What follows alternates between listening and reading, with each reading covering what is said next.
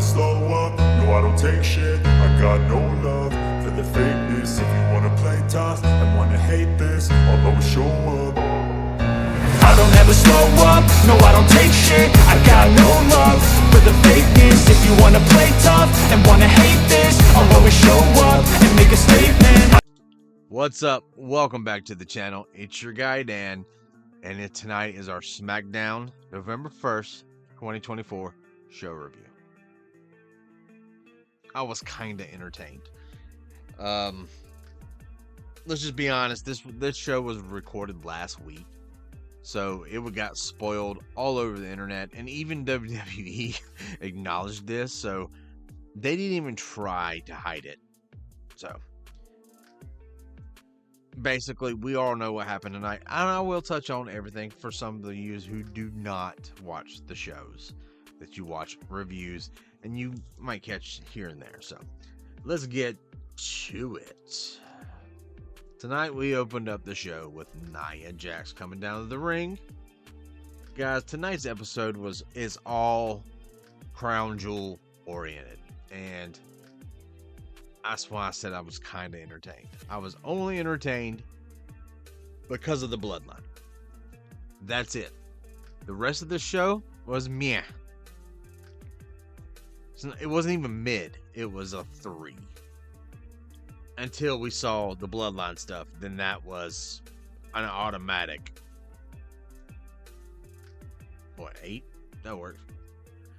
She comes down basically saying that she's going to win this nasty ass championship behind them. Oh yeah, by the way, today we heard on social media on the pre-show from Mr. Triple H, Paul Levesque, that these two belts will not leave Saudi. They will stay in Riyadh. They will stay at the WWE little experience there for the rest of the year. They will never leave Saudi. But the winner of each match is going to leave Saudi Arabia with a ring.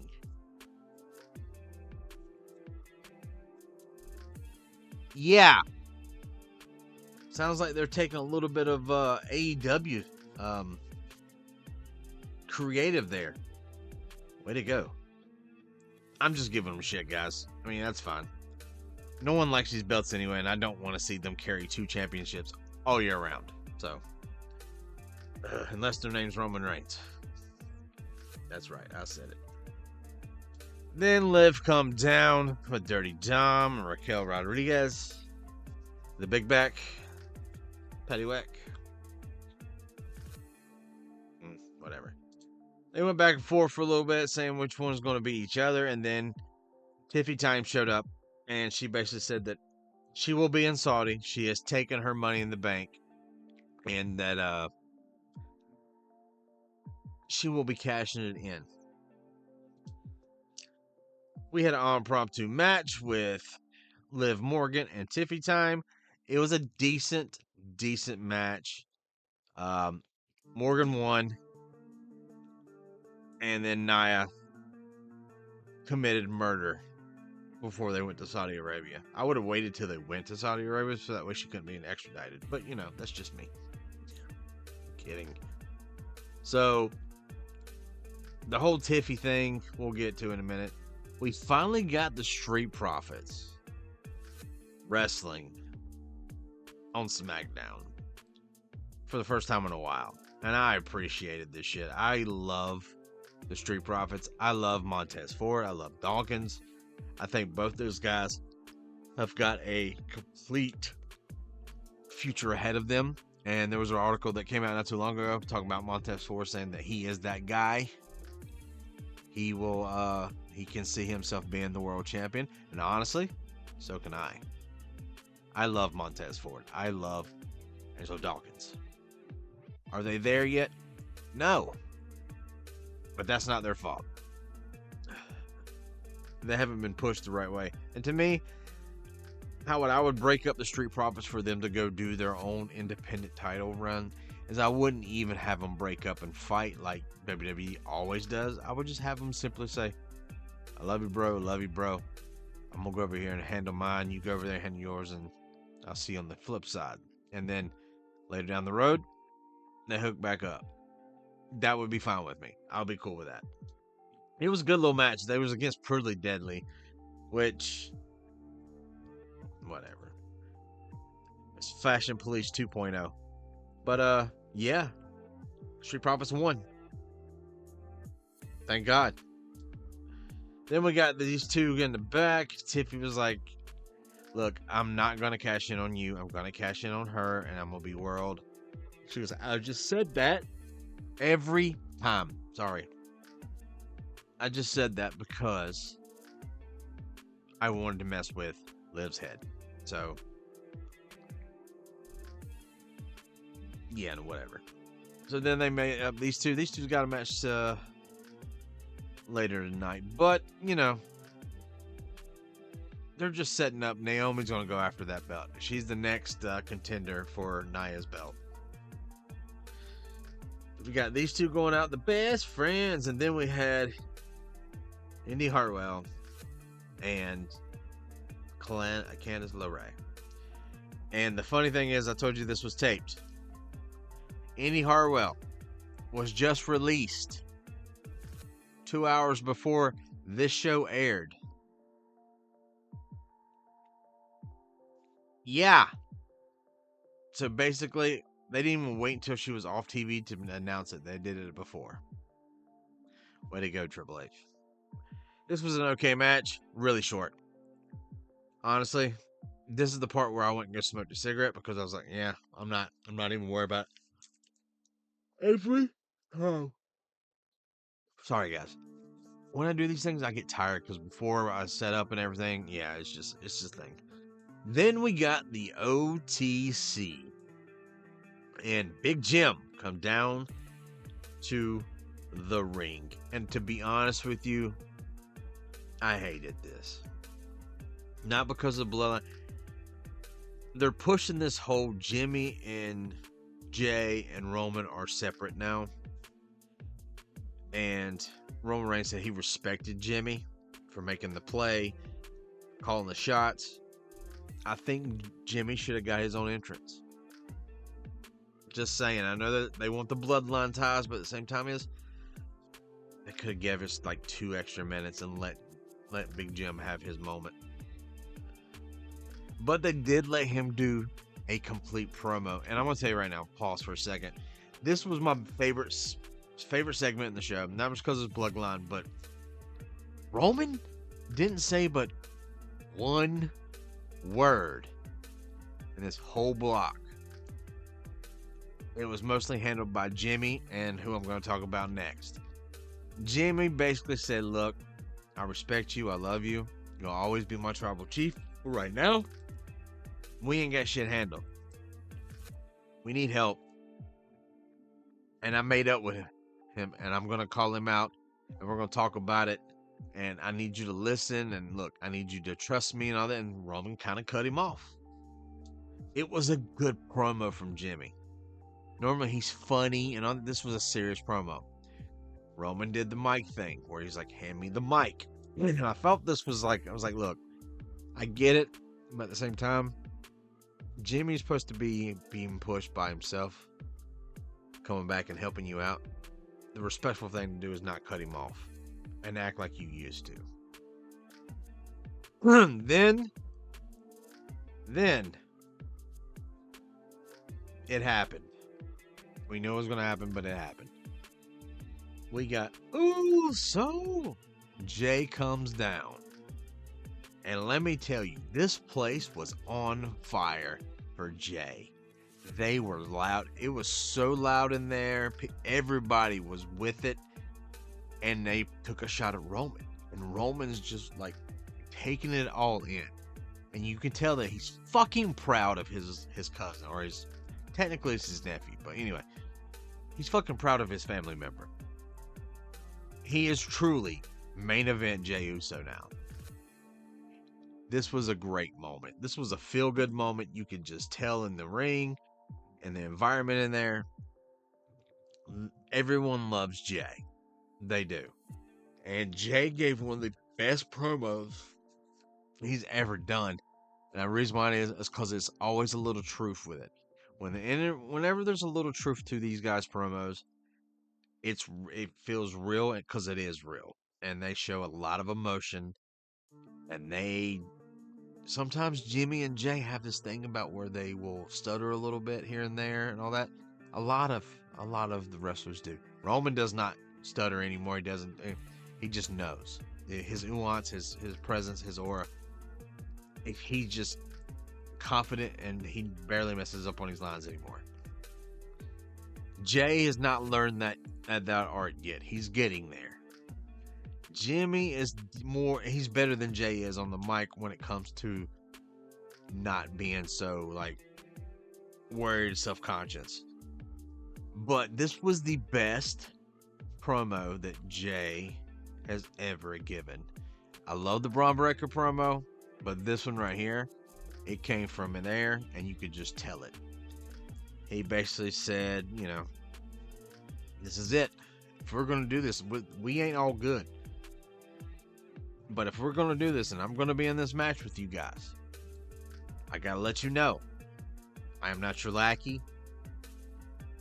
You're not going to tell me what to do anymore. Nothing like. He goes, we're not good because the way you used to treat me. He goes, the abuse, the physical, the emotional, and the mental abuse. That shit's over. And I was like, fucking good job. I love this promo. And so he said, so here's the thing. And the entire crowd was actually chanting, hug it out, hug it out. They loved that shit. Roman has yet to say a whole word. And basically Jay said, this is your ultimatum. Sorry, guys. But here's the thing. He did say this, and I love this thing. He goes, we are all three of us. We're equal now. He actually went to said himself with, he's like, I'm your equal now. And you could tell Roman was wanting to smirk. He wanted to react, but he is so professional. He didn't. Jimmy had to bite his tongue and bite his lip a little bit. You could see him. He really wanted to start smirking because he was proud of his brother. And why not? I mean, he's true. He's done this by himself. He is truly. He went out on his own, made his own name.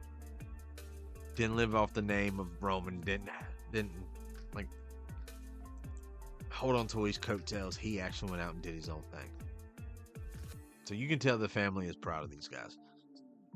So then Roman does the mic thing again to Jimmy, which I hate it now that they're supposed to be equals. And Roman says one word. Yeet. We are going to get the original Bloodline are now back together. Conditionally. But they are back together. And Jimmy walked up to the ropes. He put the one up first. Roman was looking around. Jay gave him a nod. Turned. Threw his one up. Then Roman threw the mic down. And he put the one up. And the place went nuts. It was great. It was a great little spot. We know this was coming, but we kind of wanted this to happen. But at the same time, it's a good story. It's a fucking great story. Then they cut to the back with Saxon talking to Motor City Machine Guns. And then A-Town Down Under. Basically said that next week they're going to have them on their show. So these are your next contenders for the belts. Again. Next we had the final. We didn't have the final match. It was the Fatal 4-Way match. It wasn't the Tag Team 4-Way that we're getting at Crown Jewel. This is the Fatal 4-Way of the night. It's Io Sky versus Piper Niven versus Lash Legend versus Bianca Belair. I love Jay's gear. I love when she comes to the ring. This one, everyone's like, what is this? I was like, it's kind of a Venom inspired thing. Jay Carter looks good. She looks like $1 million. That's not my problem with her. But Io Sky won. And I did this picture because I want this right here. That looks like that fucking hurts, bro. So good for her. She got a win over everybody. It wasn't a bad thing. Next we get a behind the scenes with these two guys. He's like, hey, we'll work about a match tonight. And then Cody's like, leave me a little bit of something with Kevin Owens. Sorry, it's like, guys, I am so sorry about that. I apologize. And he goes, just save a little piece for me. And then Randy's like, you know what? Maybe I will. Maybe I won't be enough left. And then Cody bent down to tie his shoe, and Randy looks over at the title. And you can see that look in his eye again. And he just kind of looks down at Cody and goes, I'm pretty sure you'll have something to figure out. But what's next? Yeah. It's coming. We got another great Don Solo Sequoia doing his Mafia style vignette. I love this. I love when they let Solo do this. And actually, Solo made a good point.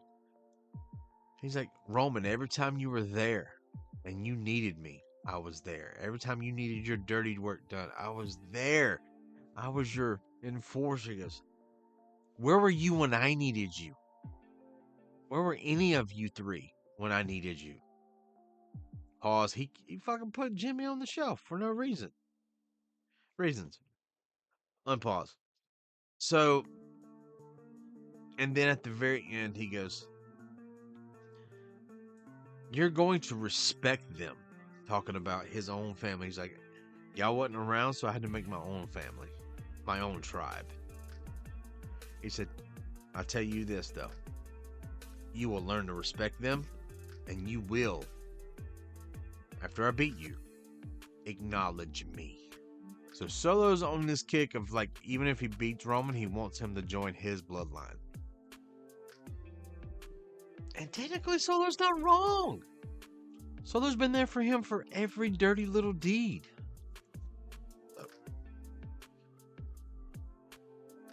Now comes the final match of the night. We got Imperium Gunther and Ludwig Kaiser versus Randy Orton and Cody Rhodes. Cody and Randy won, of course. And then Orton got attacked by none other than Kevin Owens. He thought about going to hurt Cody, and then Gunther jumped in, and Gunther went to choke him out. Ugh. Producer, you're fired if you keep this in there. Kidding, I'm the producer. So, that was Smackdown. It was short, it was sweet, it wasn't a big deal. The matches weren't that great. This was just all promo and just word salad to get us to Crown Jewel. After the Crown Jewel's done, they're going to amp up. We're going to get a better storyline because we got Survivor Series coming. So, did I enjoy the show? Absolutely, I did. I enjoyed the show. It wasn't that bad. But it also was, I already knew 90% of everything was going to happen. I think everyone did, and that was the problem. So, I hate when WWE does, but at least they pivoted and they're like, fuck it. They just leaned into it. They're like, screw it. We're going to do what we want. So this will be the SmackDown video, and I'll have a Crown Jewel predictions video later up tonight. And tomorrow, I will have our results video for Crown Jewel. So, stay tuned for that. Give me a like, dislike, comment, subscribe, all the good stuff. I appreciate you guys coming back out and watching the videos. And as always, I need you guys to do me one favor. Just be good people.